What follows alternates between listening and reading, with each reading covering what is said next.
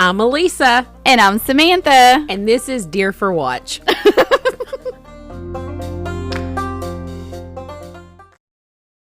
Hello. Welcome to Watch for Dear, guys. Happy Tuesday. No, we're not doing that anymore. I can say Tuesday because I know this will drop on Tuesday. Okay. We weren't going to do that anymore because we weren't for sure. Sometimes we get excited about episodes and want to hear them sooner. And we release them not on schedule, but this one will go out Tuesday. So, well, what if somebody listens to it on a Wednesday, though? And not on a Tuesday? That's their problem for not catching it when it comes out.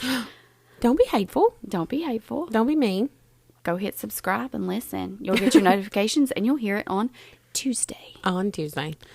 So trying to think of stuff to talk about at the beginning of the podcast, a little banter or whatever. And I was thinking about something that happened. I thought it was funny. May not be, but we'll just go with it. Go with it. Scott was working downstairs one time and he was putting up, what's that stuff? Running boards? No. What's it called? It goes between the floor and the seal, or the floor and the wall. What's it called? It's crown molding. No, the baseboards. He's been at baseboards, and so he's down there putting up baseboards. And I had slept in. This was a long time ago. It was super quiet in the house, and I just walked down there, and his back is turned to me, and he's bent over. No. He's bent over and he's putting up baseboards. And I just said, "Stop, please. I didn't mean anything by it." Continue. Anyways, 12-year-old. He was bent over and he was putting up baseboard. And all I said was, I didn't want to say it loud because I didn't want to scare him, you know. So I said, "Good morning, Scotty." But I said it like that. And he jumped up and he was like, and I looked, I was like, "What?" He said, "Why did you do that?" And I said, What did I do, Scott?" And he goes, "Why did you come down here, sneak up on me and go, 'Good morning, Scotty'?" He said, "I thought the devil was behind me." And I was like, she is. She is. She is not she you. is. You ruined my story with your filthy mind. With your filthy mind. Can I get a oh No, you cannot. Nasty. Oh, I'm sorry. That's where my mind went. Right there. No, I bet you say that's what she says all the time too. I do that all the time. Well, you work with middle schoolers too, so I mean, I would fit right in. Yeah. I don't say that to them though. I say that to my friends, like when we're hanging out and they say something silly and we start laughing. Or it's like, your mom. I think that's something that the good thing about when you grow up with people and you have friends and stuff, and then you can joke around like that. They say something innocent and you take it the wrong way and your mind goes in the gutter, and then you say something like, "That's what she said," or like all I said, and then you just start laughing. Like you are just uncontrollably laughing. Like I think that's when you know you have a good friendship with somebody. That's just years of friendship. Yeah. It is. It's just years of just knowing what I'm thinking and what you're thinking.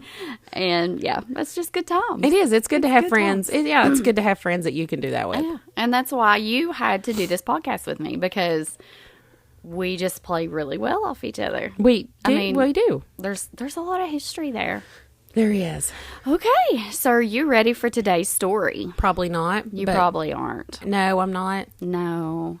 All You're probably not. Okay. But this is a story that really needs to be told. It is a story that I had never heard until I was scouring the internet trying to find something new and something different, because there's a lot of true crime podcasts, and I don't want to cover the same things over and over and over. Mm-hmm. So I try to pull out things that I hadn't heard of that may be less likely to be done by somebody else. Yeah. I tell you something that I want us to do, like that I look at, and they're just so in depth that it's hard to, just cover it, I guess, in maybe one podcast, and maybe it's something we work on and we release it like, a two-parter. But I really want to work on some conspiracy theories, because there are some crazy conspiracy theories out there. Like I sent you over the weekend So apparently, and correct me if I'm wrong in the state, but is it Jackson, Mississippi? Yes. They found 215 bodies behind the jail, like a burial ground behind the jail. Yeah, they was buried. But the thing about it is, these were not inmates. These are missing people, and it's an ongoing thing. Like, this just happened.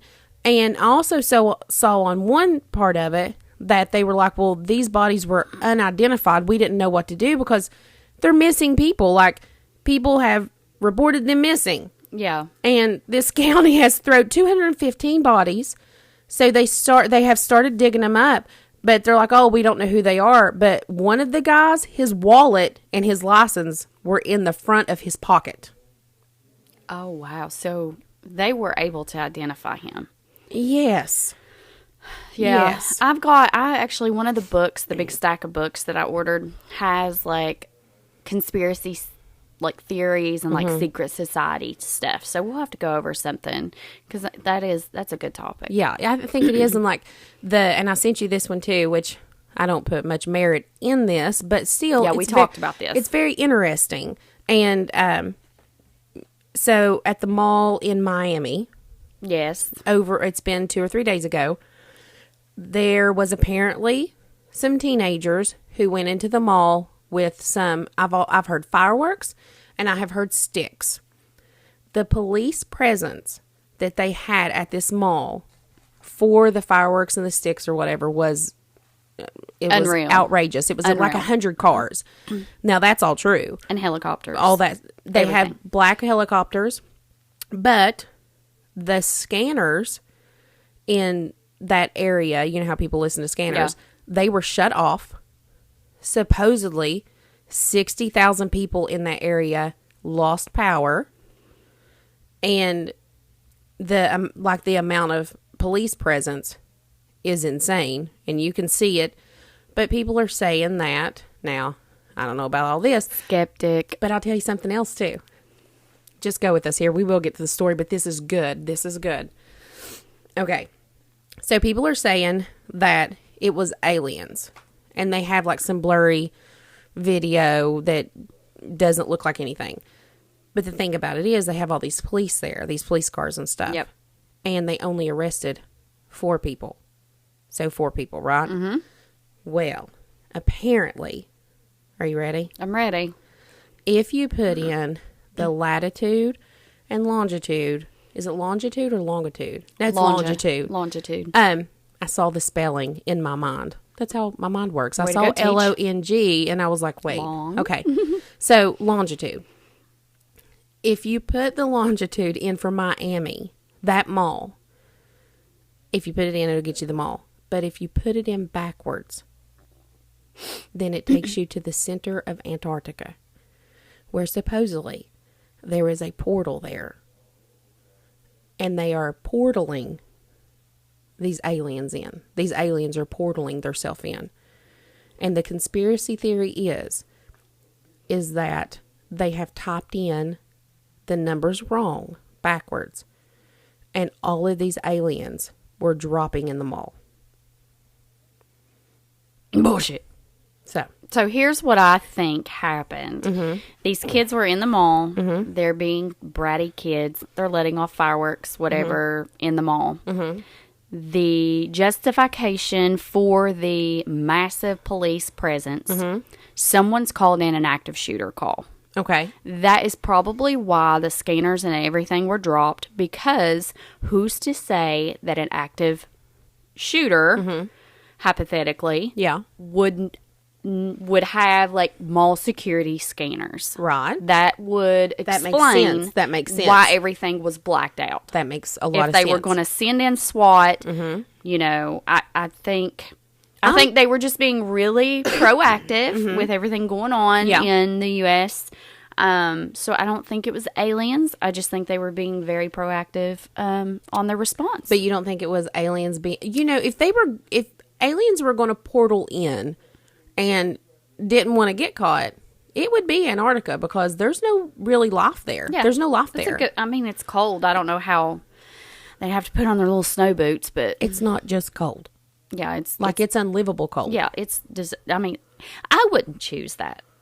I to wouldn't Portland. choose that. I mean, somewhere sunny and warm. And if you see an alien too, like, they're just like skin. Yeah, they freeze to death. They don't have jackets on. Debunked. But anyways, like, so I don't think there was aliens at the Miami Mall. However, it's very interesting to me, some of the things that people think, and I do believe that there are some conspiracy theories. I love reading about the conspiracy. And I Not looked that at the one that you sent me, that picture of that, 6-foot shadow alien or whatever the shadow. they called it's it. 3 people standing beside each other walking. Exactly. If you look up Google Earth, you can see all kinds of distorted pictures of random crap. Yeah. That's nothing more than just, the refraction of light. Yeah. That's what that is. Like, and Scott had mentioned to me, like, there's some stuff like going on with the ocean, and apparently maybe NASA used to look into the ocean like they did space, and then all of a sudden they just stopped. It's called a scurry. We've discussed this. The ocean is terrifying. Yeah. And there's just so much stuff, and like, I would really like to get into that. Yeah. We need to do one of those and follow up. We need to do one on Natalie Holloway, the other cruiser that went missing. Oh, yeah. That'd be a good one. Anyway, but all right, let's get started. Okay. Now, my beautiful people. My beautiful people. Da, da, da, da, da. Sorry. I want you to hold on to your butts on this one, okay? Just hold on. Okay. Hold on for this story. Okay. Because it's a rough one. Okay. Okay? I love you. Why do you do this to me? It's like you... It's like I build it up. I know. I wish they could see your face right now because the sheer tear across your face I'm glad they glorious. can't see my face right now. I'm not washing my hair in like 3 days. I took a shower today. I didn't say I didn't shower. I'm talking about my hair. No, my hair was greasy. Anywho. All right. So this is the tragic case of Sylvia Likens. Elisa. Elisa, really? It just happened to be your last name. And it's spelled Really? different. It's spelled Likens, not Ly. If you don't know, that's my last name. That's my maiden name. Yes. Yes, it is. Better. Go ahead. But it's spelled different? It is. Okay. Likens. So it's And not- this actually happened across the ocean. Oh. So nowhere near here. Where at? Germany? I lied. It did happen here. Well, snot face. She's like, I'm wrong. It happened right in Huntington. It happened right here. Right here in Genoa, West Virginia, ladies and gentlemen. Right up the road to Sweetwater. Okay, so Sylvia Marie Likens was born January 3rd, 1949 to Lester Likens and Elizabeth Francis. Sylvia was the third of 5 children being born between 2 sets of fraternal twins. Now, her brother Daniel and sister Diana were older than her, and her brother Benny and Jenny were her younger siblings. I love those names, Benny and Jenny. That's good names. How cute are those for twins? So cute. Diana was already married. Times weren't easy for the Likens family, as their mother and father sold candy, beer, and soda at carnival stands around Indiana through the summer, and they moved a lot. They experienced many financial difficulties, and while the boys would frequently travel with them, the parents thought it was best to leave the girls behind, mainly for their safety, as carnivals could be a very scary and very dangerous place for young ladies. They would usually stay with their grandmother or other relatives. Now, in her teenage years, Sylvia would sometimes earn spending money by babysitting, running errands, or do chores for friends and neighbors. Now, usually most of the time, she would give this money back to her mom. She was a very friendly, confident, and lively young girl with long, wavy, light brown hair and freckles peppered her small face. Now, her friends called her Cookie. She loved music, especially the Beatles, and was overprotective of her younger, more timid sister, Jenny. This was likely as Jenny had suffered from polio, and one of her legs were shorter and weaker than the other, so she often wore a brace. Sylvia was such an attentive big sis to Jenny. The girls would often go to the local skating rink, and Sylvia would hold Jenny by the arms and help her skate using her unaffected leg. July 3rd, 1965, their mother Elizabeth would be arrested for shoplifting. This placed Lester in a hard spot, seeing he would have to leave again for his carnival work. He decides to board Jenny and Sylvia with the mother of two girls, Gertrude, that they had recently become friends with. Now, Jenny and Sylvia met Paula, who was 17, and Stephanie, 15, Banzuiski at their high school. You didn't butcher that name. Not at all. Gertrude promised Lester that she would care for his girls as they were her own until he came back for them. Gertrude was just as poor as the Likens family was. She had 7 of her own children, and she lived with them in a rundown home on East New York Street. She made little cash doing ironing for neighbors, and she had been through multiple divorces. She had even been abused by some of her exes. This led to crippling depression and large doses of prescription drugs. In all honesty, she was in no condition to take on 2 more children, even if the promise of $20 a week was enticing. After the July 4th holiday, Lester drops the girls to live with Gertrude, and they agreed she would receive weekly payments for boarding and food of $20 a week for the girls. Now, this would equal out to being about $200 a week now. It would be a short stay as Lester planned to return beginning of November. Everything seemed to be working out wonderfully.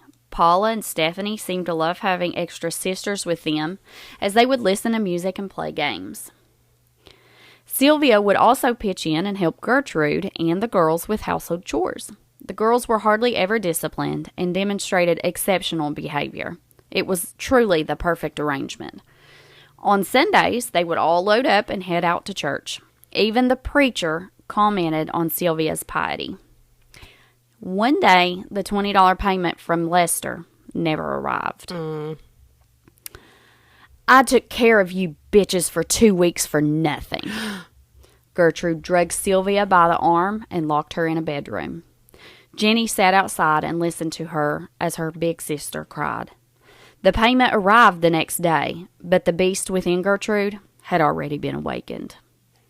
The girls were beaten 15 times with a wooden paddle, mainly because Gertrude's oldest daughter, Paula, had accused the 2 girls of overeating. Some say that Paula was jealous of Sylvia, as she was overweight and possibly even already pregnant. Sylvia would consistently be starved, only to be force-fed to the point where she would vomit back up her food. Paula had once struck little Sylvia across the face so hard that it broke her wrist. No bother, she just waited until her cast dried and proceeded to use it to hit her with it.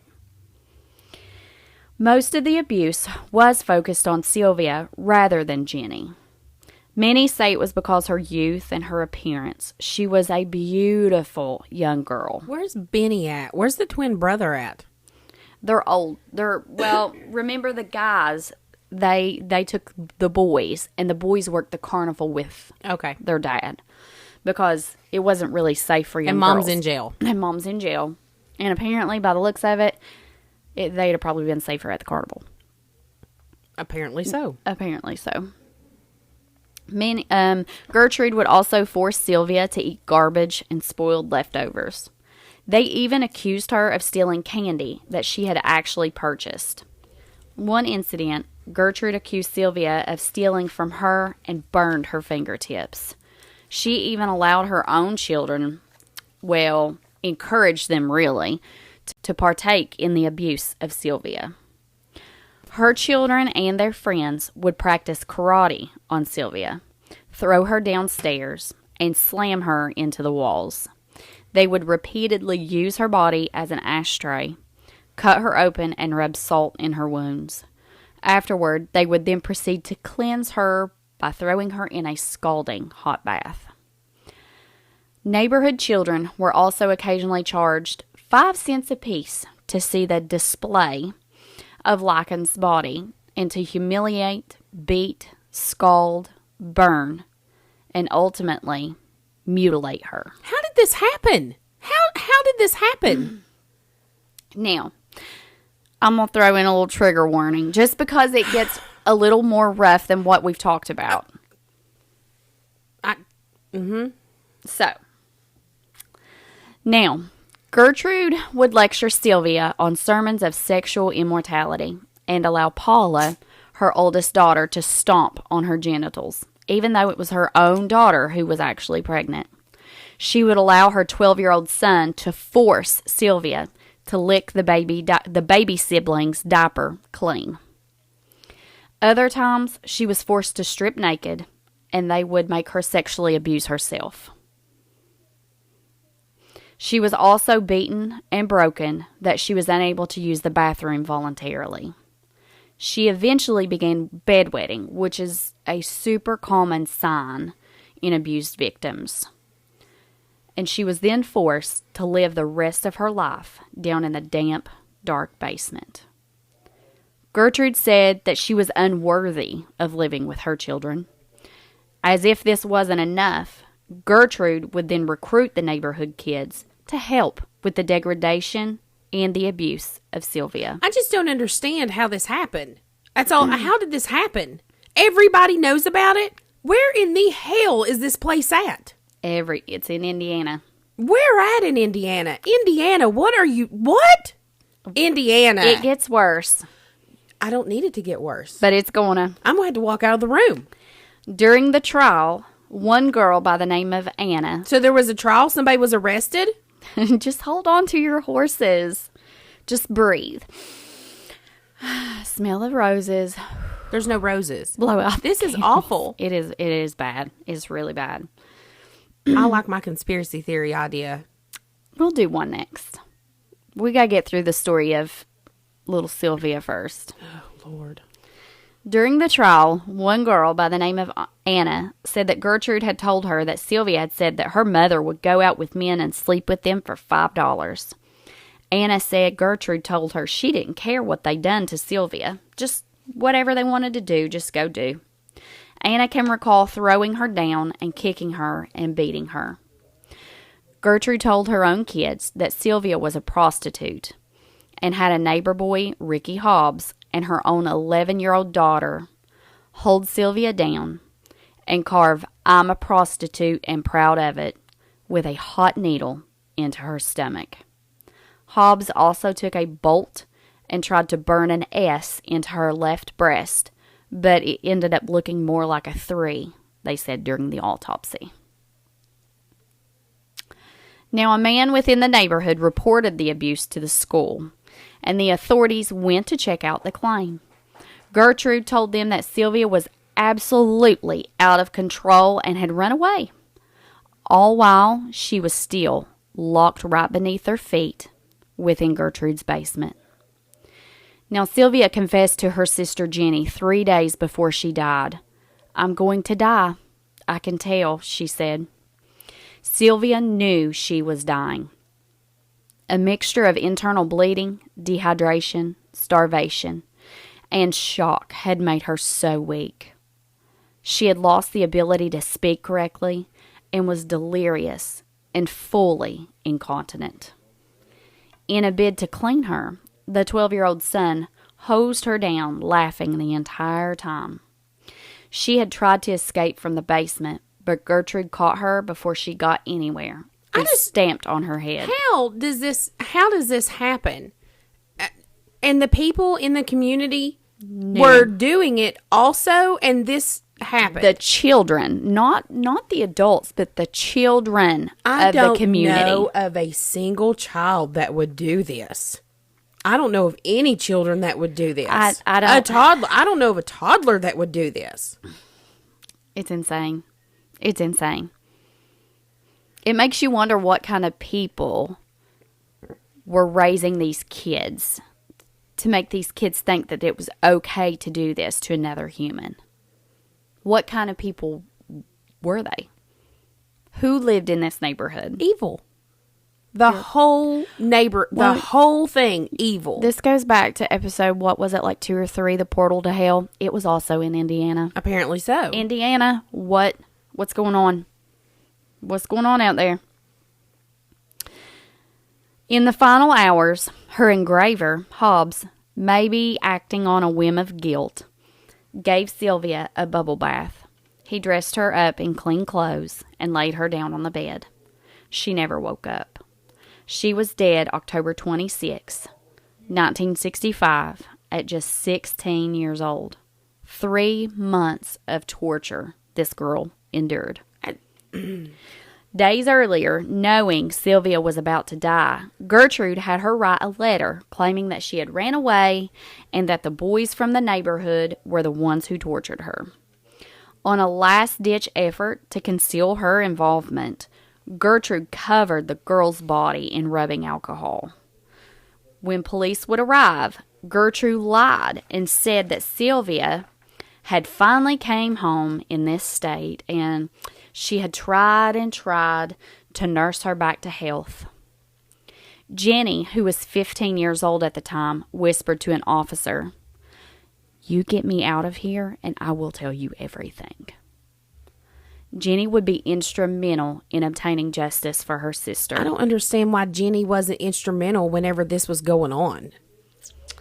Gertrude, her girls, Hobbs, and 6 other children from this neighborhood would be arrested for the torture and the murder of Sylvia Likens. Well, I hope they were tried as adults.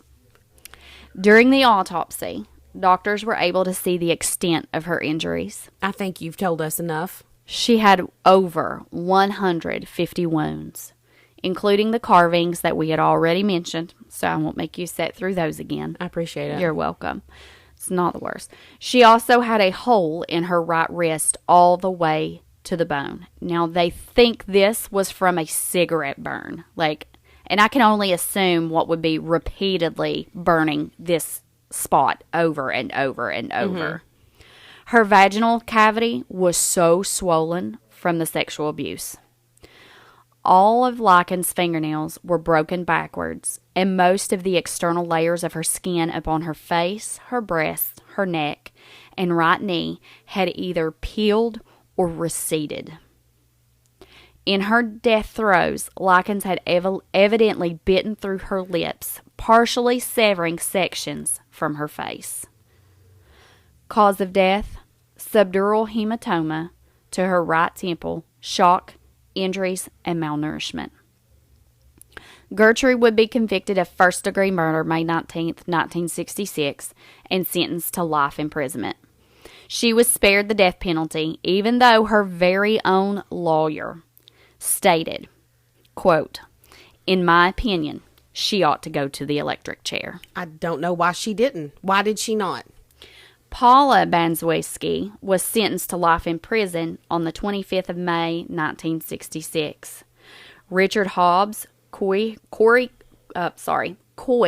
Hubbard, which was another one, and John Jr., who was the son, the 12-year-old boy, were given 2 to 21 years in prison at the Indiana Reformatory due to their ages. Gertrude and Paula were retried in September 1971 due to not receiving a fair trial. This time, Paula did plead guilty to voluntary manslaughter and was eventually released in December of 1972, despite numerous escape attempts. This chick tried to escape from prison numerous times, and instead of locking her up and throwing away the key, they're like, we'll go ahead and let her go. She changed her name to Paula Pace and became a teacher's aide in Iowa. In 2012, she was fired. I was going to say, go back. What did you just say? I said. What did you just say? She changed her name to Paula Pace and became a teacher's aide in Iowa. I thought that's what you said. In 2012, she was fired when the school found out her real identity. Well, good. Way to go, Iowa. Yeah. It was in Iowa that happened. Yes. Apparently Indiana would have just let her teach. They'd have gave her a principal job. The daughter she gave birth to in 1966 was put up for adoption, but Paula later went on to have 2 children with her husband. Gertrude received another first-degree murder charge and would spend the next 14 years in Indiana Women's Prison, where she was described as a den mother. Despite angry protests collecting over 40,000 signatures to stop her parole, Gertrude was also released in December of 1985, changed her name to Nadine Van Fossen, and moved to Iowa as well. She died from lung cancer in 1990 at the age of 61. Now, 15-year-old Stephanie, who was the other daughter, she was the youngest daughter in this story. Now, like I said, she had 6 kids, but these 2 daughters of Gertrude's were the 2 that we really only talked about. She was never charged with the murder of Sylvia. Instead, she turned the state's witness and was released. Eventually, she moved to Florida. She changed her name to Stephanie Sierkstad and had several children of her own. Gertrude's other children were all placed in foster care temporarily and then put in their father's custody. Jenny Likens went on to marry and had 2 children of her own. She spent years on medication due to anxiety and from watching her sister's torture and her eventual murder. No, she's probably had PTSD. I'm sure she had PTSD. Yeah. I'm sure she had it. She does not blame her parents for what happened during their childhood. Now, I will say, when I was reading and doing a lot of research, it did say that the mother and the father would come back for visits because they would do the carnival work throughout the summer and the fall. So when they had a small break or they were close, they would come and see the kids, meet the kids in the park. And even their sister, their older sister Diana, would come and they'd come for visits. But they were so scared of Gertrude and Paula that they never mentioned anything. Could they not tell by looking at her? I don't know. If they're starving her, I mean, you would think they would see that she was losing weight and that she was being abused. But they just, I don't know, never paid any attention, I guess. A lot of people think if you just look away, the problem disappears. That's not the case. A 6-foot-tall memorial stands in Willard Park, Indianapolis, in memory of Sylvia Likens. The Indianapolis Police Department now commit to helping children and keeping the city safe for them. The plaque on the memorial reads, "I see a light, hope. I feel a breeze, strength. I hear a song, relief. Let them through, for they are the welcome ones." Whew. That don't even make sense to me. That was a rough one. That was rough, but that poem or whatever that was makes no sense to me. I tell you what, though. Let's go back for a second because I do have a question. How old was Sylvia's sister that was there? The young one? She was with her there at Gertrude's She house. was 15. Was it Gertrude? Am I saying? Yes. Okay, she was 15 She years was old. 15. So she was a sophomore if she went to school, a sophomore in high school, right? And she didn't say anything. Something's not right. When I was reading and researching, they also mentioned that both the girls went to school. Mm-hmm. Eventually, one of the teachers, I think, noticed something, and they called like a welfare check. Mm-hmm. There were hearsay that she was abusing these girls. Mm-hmm. And again, they went out and they checked it out, and she's locked in the basement. So Gertrude's like, she ran away. She's out of control. I can't do anything with her. And I don't know if where Jenny was crippled and timid, if she was just so scared, like because the brunt of the abuse was on Sylvia and not her. Yeah. And I think maybe she was too scared that if she thought she spoke up, that then that would direct that abuse to her. Yeah, it was your sister. It was your sister. You're 15 years old. It was your sister. Yeah. So it's rough. And having, would you say she was crippled, had a bum leg? A bum leg does not make you a coward. No. That's your sister. Yeah. So what are you doing? This whole story, again. It's bonkers. I told you. It's rough. It's bonkers the whole time. To do some conspiracy theories. The whole time I was reading it, I was like, how, and still today, kids like this slip through the cracks all the time. all the time. It's You so are. freaking... Unfortunately, you are correct. It's so freaking unfortunate, and it's so sad that it's still an issue today Like in I've 2024. heard doing what I do, I hear, I hear stuff, and we know things. I've never heard of a story like this. I've heard of some stuff that would just make you cry, like you just sit down and cry, some horrible things, but nothing like this. And this poor child was an excellent child. She made good grades. She was beautiful. She was helpful. She even helped out with the chores. It wasn't like she come in her home and was being a lazy bum. She was being productive. You know what I mean? So it's so sad. So sad. It's terrible. It's terrible. Well, that was the case of Sylvia Likens, Likens, if you want to Google it. There was a lot of stuff that I kind of left out that was pretty rough. Really? I did. More so focused on the sexual abuse. It went into more detail, and I just kind of hit. I can't. So I just kind of hit the main point and left it there, but you can go. You can read about that if you choose to. I used Wiki, truecrimeedition.com, and allthat'sinteresting.com.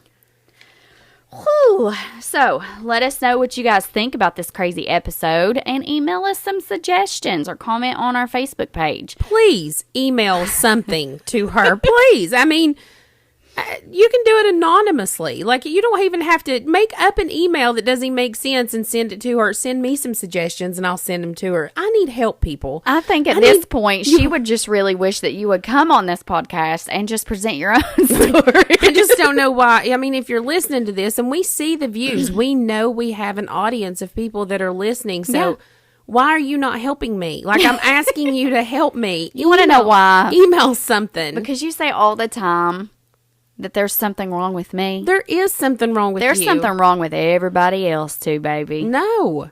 No, there's not. I need help. She's like, help me. Like, tell her to suggest something. She'll do it. Everything that's been suggested so far, I believe that she's done it. Yeah.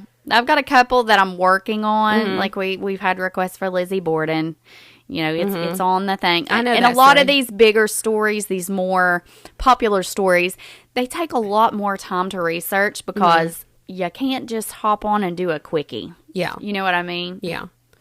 Well, you're ridiculous. Yeah, I said quickie. She started laughing. She put her hand up to her mouth and started laughing. So, just help me. Just help me. Help her by emailing us at watchfordearpodcast@gmail.com. Follow us on Instagram at watchfordearpodcast. Follow our Facebook page at Watch for Dear Podcast, and be sure to show the love by subscribing and following on Spotify or wherever you listen. And please, most of all, share us with your friends. Shout us out. Spread the word. Y'all be safe. And watch for dear.